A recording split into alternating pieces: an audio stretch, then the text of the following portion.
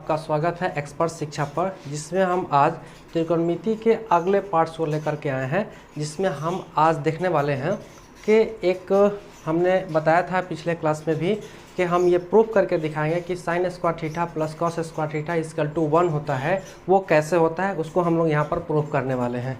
तो देखिए ध्यान से, जैसे अगर हमने लिखा कि ऐसे एक समकोण त्रिभुज हमने ले लिया, और समकोण त्रिभुज में आप जानते हैं कि एक कोण 90 डिग्री होता है। यहाँ पर 90 डिग्री हमने ले लिया।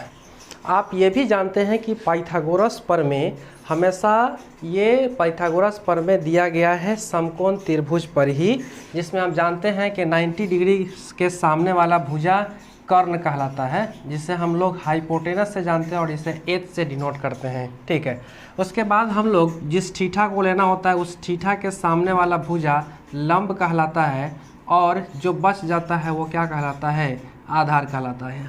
और इस थीटा के अनुसार इसके थीटा के सामने वाला भुजा ये है, तो ये कहलाएगा लंब और ये वाला कहलाएगा आधार। तो दोनों के हिसाब से अलग अलग होता है, तो हम इस थीटा के हिसाब से ये लंब होगा, ये आधार और ये कर्ण फिक्स होता है। इस एंगल के हिसाब से लीजिएगा तो यही कर्ण होगा, और इस एंगल के हिसाब से लीजिएगा तो यही कर्ण रहेगा। ठीक है, अब हम लोग पाइथागोरस का प्रमेय क्या होता है, पाइथागोरस प्रमेय कहता है कि कर्ण का वर्ग, क्या कहता है, कर्ण का वर्ग बराबर होता है लंब के वर्ग और आधार के वर्ग के योग के बराबर होता है। यानी कहता है कि कर्ण का वर्ग लंब का वर्ग और आधार के वर्ग के योग के बराबर होता है।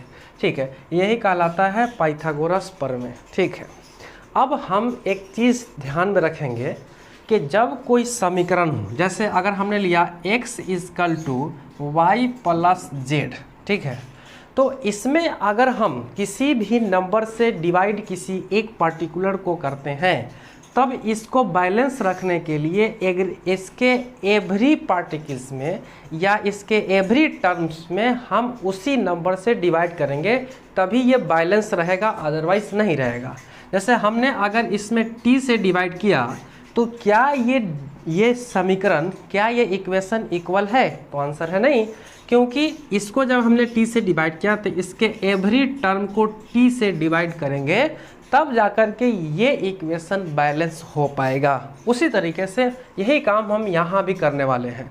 यहाँ हम कुछ नंबर से इसको डिवाइड करने वाले हैं। वो कौन सा चीज़ें हैं उसको डिवाइड करते हैं। तो हमारा मन किया कि हम कर्ण के वर्ग से हम सभी को डिवाइड कर दें, यानी भाग कर दें। ठीक है, यहाँ पर हम क्या कर दिए, कर्ण का वर्ग से डिवाइड कर दिए। इसको भी हमने क्या कर दिया, कर्ण के वर्ग से डिवाइड कर दिया। फिर इसको भी हमने क्या किया, कर्ण के वर्ग से डिवाइड कर दिया।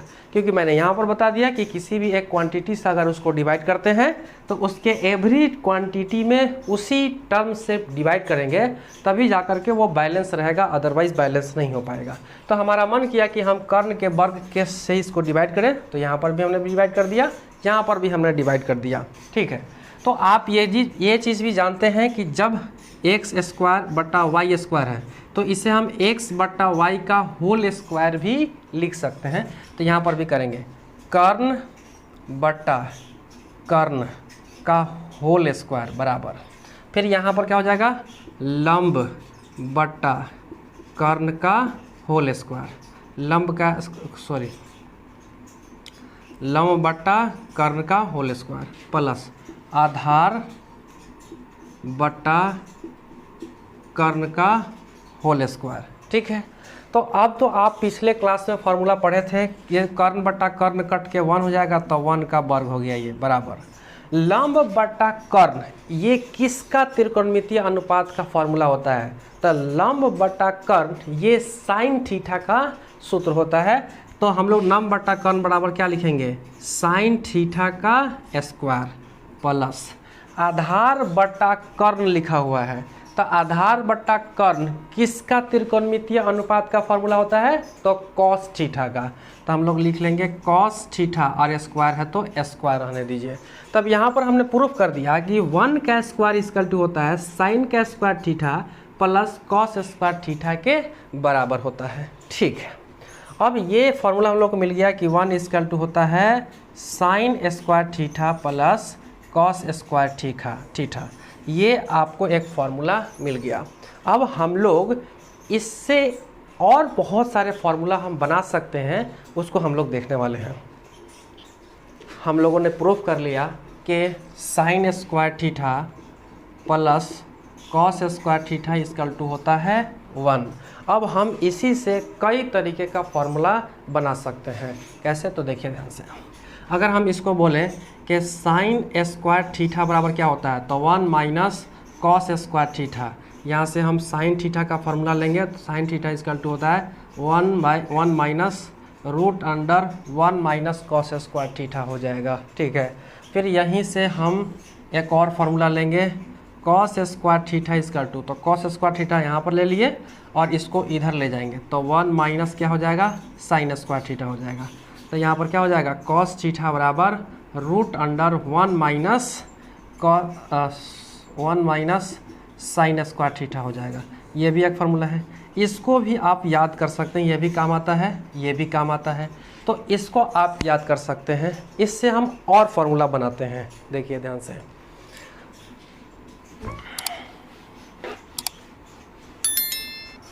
अब हम लोगों ने जैसे लिखा कि sine square theta plus cos square theta equal to 1 होता है, तो हमको फिर से एक और मन कर रहा है कि कुछ नंबर से हम इसको डिवाइड करें। तो हमको मन कर रहा है कि इसके एवरी टर्म में हम साइन स्क्वायर थीटा से डिवाइड कर दें, तो हम साइन स्क्वायर थीटा से डिवाइड करेंगे। साइन स्क्वायर थीटा, यहाँ पर हमने साइन स्क्वायर थीटा से डिवाइड कर दिया, फिर यहाँ पर भी मैंने साइन स्क्वायर थीटा से डिवाइड कर दिया। ठीक है, जब हमने डिवाइड किया तो साइन स्क्वायर थीटा कट जाएगा, क्या हो जाएगा 1।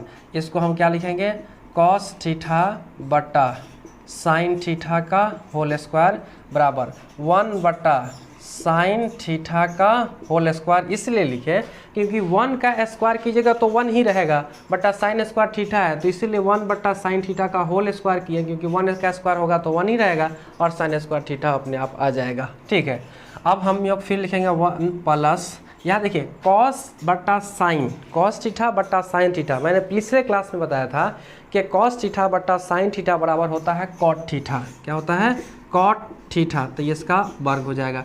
1 बटा साइन थीटा को मैंने बताया था कि साइन थीटा का उल्टा होता है कॉसेक थीटा और कॉसेक थीटा का उल्टा होता है साइन थीटा।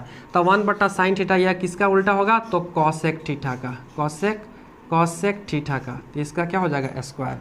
तो इसका एक फॉर्मूला निकला 1 प्लस कॉट स्क्वायर थीटा बराबर कॉसेक स्क्वायर थीटा होता है, या फिर इसको ऐसे ये हो गया, या फिर इसको हम ऐसे लिख सकते हैं कॉसेक थीटा बराबर root under 1 plus cot square theta होता है। या फिर एक और फार्मूला लिख सकते हैं कि कॉसेक स्क्वायर थीटा, इसको इधर ले जाइएगा तो क्या हो जाएगा minus cot square theta equal to क्या होता है 1। ये भी एक फार्मूला आपका निकल गया। इस तरीके से आप कई फार्मूला निकाल लिए। ये त्रिकोणमिति बनाते समय आपको बहुत काम करने वाला है, इसीलिए इन सभी डेरिवेटिव को याद रखेंगे तो आपको याद करने की ज़रूरत नहीं पड़ेगी, आप डेरिवेटिव के थ्रू ही इसको डिराइव कर सकते हैं। हम लोग एक और फार्मूला की तरफ चलते हैं। ठीक है,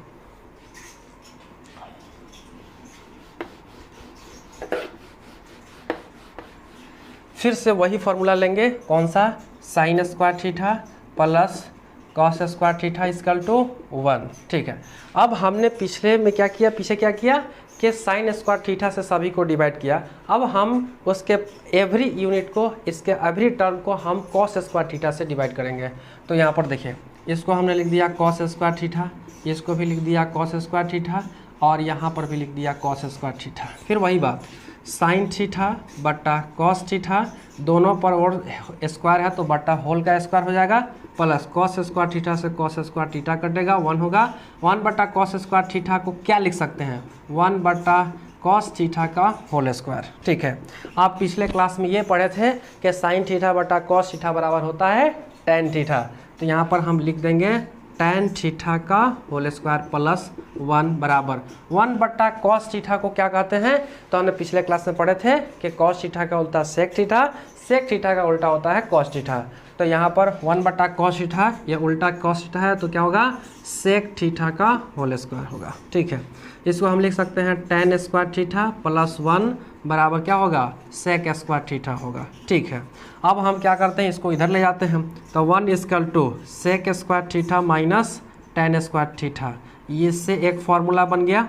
उसके बाद अगर निकालना चाहते हैं तो सेक थीटा बराबर होता है root under 1 plus tan square theta, इसको भी याद कर सकते हैं। या फिर आप याद कर सकते हैं सेक स्क्वायर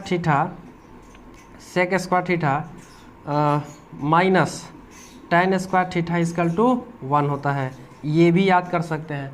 इस तरीके से हमने कई फार्मूलों को देखा।